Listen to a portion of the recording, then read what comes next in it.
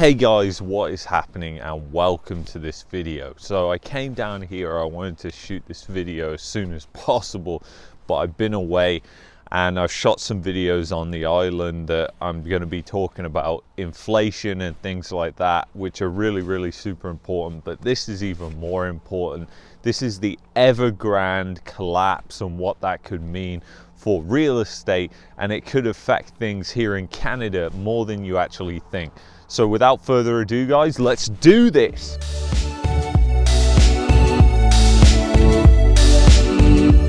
Alright guys, I'm back. So the Evergrande collapse in China, which is happening right now, could be your Bear Stearns moment of the real estate market and everything like that. Commercial mortgage-backed securities are having real issues right now, and if Evergrande is allowed to default on their debt, then that will be a huge thing, which is going to have a ripple effect across economies across the world.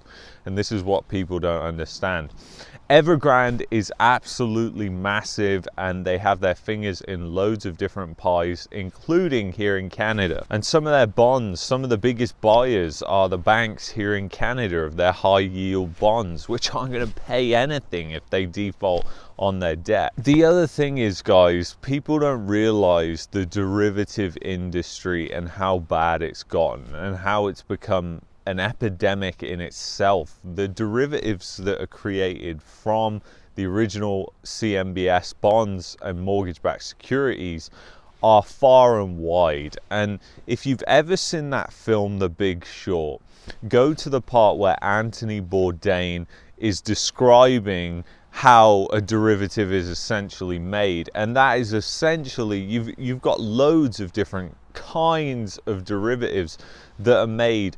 And it's becoming a point now where things are getting really rough for the commercial mortgage-backed securities market. You see, the thing is, guys, haven't you wondered, and you have to think about this, Toronto, Vancouver, Calgary, it doesn't matter what city you're in, most office buildings, people are leaving, a lot of people aren't paying rent, and they're sitting half empty. And you have to wonder how on earth the companies that own these buildings are surviving. And it's exactly the same as in 2006 to 2008 when the residential mortgage market was falling apart, yet nothing was happening. We didn't see any large ripple effects until we had the Bear Stearns moment, followed by the Lehman moment. Now, the thing is, this isn't the Lehman moment, and a lot of people are describing it as it's not. This is just the Bear Stearns moment. This is the flag, this is the warning. And a lot of people aren't going to heed that warning at all. They're just going to think, it's in China, it doesn't affect here in Canada. But it affects here in Canada way more than you think. And this will end up affecting the residential mortgage market even further than you are thinking. And that's where it becomes a huge catalyst for the Canadian housing market. You see, Canada has not seen a true credit crunch in the past 30 years nearly. So the fact is that credit will get very tight if Evergrande is allowed to default on their debt, and that will lead to just a cascade of more defaults. And we all know that you have to look at China's building industry and what's really going on there, and also what's happening here in Canada, as well as what's happening in the States. And there is tons of fraud. If you look at the Evergrande situation, you have to realize that the main problem and the biggest red flag that you should be seeing is the fraud. The fraud is the major red flag there. And it's going to be a huge issue, and there is huge fraud in the residential mortgage-backed security market as well, with the derivatives that have been created off of that. And again, I hate to refer to The Big Short, but I feel like it's a good movie that people can watch, understand fully, and then appreciate how far of a reach these things have.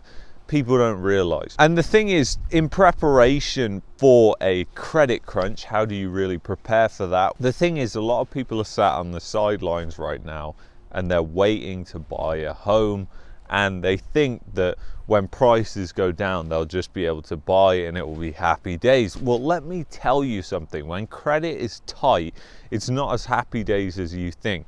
Interest rates can go up. Even if the central bank's interest rate is low, the qualification for mortgages will go up substantially. And not only that, down payment, because that is essentially risk, the higher down payment that you're putting down, the less risk that the bank is carrying on your home purchase. So high down payments become a thing.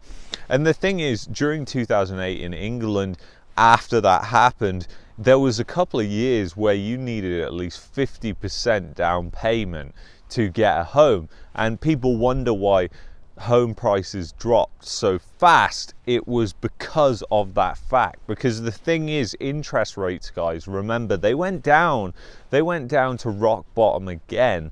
And that didn't really affect things because it was so tight, banks didn't want to lend. That free money machine, like everybody is on right now, was just not running. So when that happens, you have to prepare, because you need to save money and you need to have at least 20% down payment. Otherwise, you're not going to be buying a house. And the thing is, prices will reverse a lot, but that will happen actually because of a credit crunch. And interest rates is another catalyst which can happen. But the thing is, we're seeing the wheels fall off right now before our eyes. And a lot of people will look away and they'll go, housing prices don't go down in Canada. What are you on about? But they don't realize the different cause and effects of these things, how far reaching they go. The amount of pension funds here in Canada that own those commercial mortgage-backed securities. And I'm not just talking about Evergrande, and I'm not just talking about Chinese ones. I'm talking about ones here in Canada that are literally not doing anything right now. And these companies are literally going bankrupt. And who pays for these buildings to be built? Who pays for these big office towers to be built? It's banks that pay for these big office towers to be built. And if there's a crunch on credit, the banks are going to ask for their money. They're going to ask for more of their money back. And when that happens, that's going to be a huge problem, because people aren't going to have that to pay it. And a lot of the time, the loans are being written and there's mass fraud going on. We've seen it here in Canada as well, where they are being declared, they're selling units and they're selling mortgages and all kinds of things when the building isn't even complete, and it's just a big sham. And it's like I said at the start of this video, with this commercial mortgage-backed securities thing, I want you to think of here, I want you to think of Canada, and I want you to think of how on earth have they managed to keep things going whilst literally every company that you can imagine is downsizing their office. Downtowns are empty. These buildings are empty. Lots of places aren't paying their rent. They're just trying to stay afloat. And the ones that are, they're downsizing, getting out of those expensive offices, moving to cheaper alternative ones. And you have to ask yourselves, well, the thing is, the amount of derivative products that are created off those buildings and off those tenants paying rent is just unbelievable. Your mind can't begin to even comprehend it. This is like 2008 times 3. People don't understand. There were derivatives back then which were the underlying issue. It was all these financial products that were essentially created out of one thing, like a bet on a bet on a bet on a bet. And the same thing has been happening, but it's happened more times. And the implications that come of this are far and wide reaching. It's like I said, these things are going into lots of pension funds. They're high yielding things, but in actual fact, it's just complete garbage and it should not be sold. So the thing is, watch Evergrande, see if they do default on their debt. It's an ever changing situation.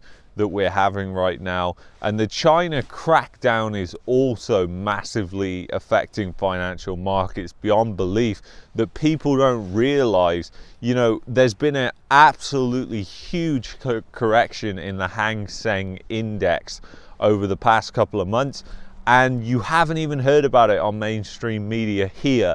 And that has a huge effect on funds here in Canada, on banks here in Canada. But I don't think, funnily enough, that you're going to see anything on their earnings. Now, I just want to mention quickly that there's been a huge smackdown in the price of silver and gold over the past couple of weeks.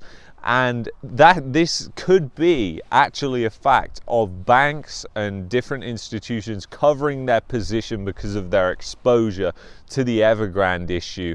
They're trying to get liquidity back, and selling their gold and silver reserves is easy, very easy. So that could be a reason for that. And the thing is, gold and silver are perfect products that you want to hold during de-inflationary times as well as inflationary times. There is no better asset that has stood the test of time than gold and silver. And the thing is, guys, I'm not a financial advisor. Don't go running out to buy gold and silver just because I have said it's a good investment. Do your own homework on it and decide whether it's right for you. It is an extremely long-term investment. It is not just something you're looking for short-term gains. You have to think like an investor. With assets like these, you're getting them at cheaper prices, and it's not about them going up in value. You know they're going to go up in value over time. You have confidence of that. So if prices fall, you're getting it at a discount. So bravo. But anyway, guys, this is a huge issue and a huge catalyst for Canada's housing market. I did say in previous videos that there would be fireworks going off in the fall, and we've already started to see those. So guys, if you've enjoyed this video, please smash the like button. If you've liked this video and want to see more, then hover your mouse over the little logo of my head and then subscribe to the channel. Thank you all the new subscribers for being here. Thank you for watching the video, and I will see you in the next video, guys. Take care. Peace and love as always. Bye-bye.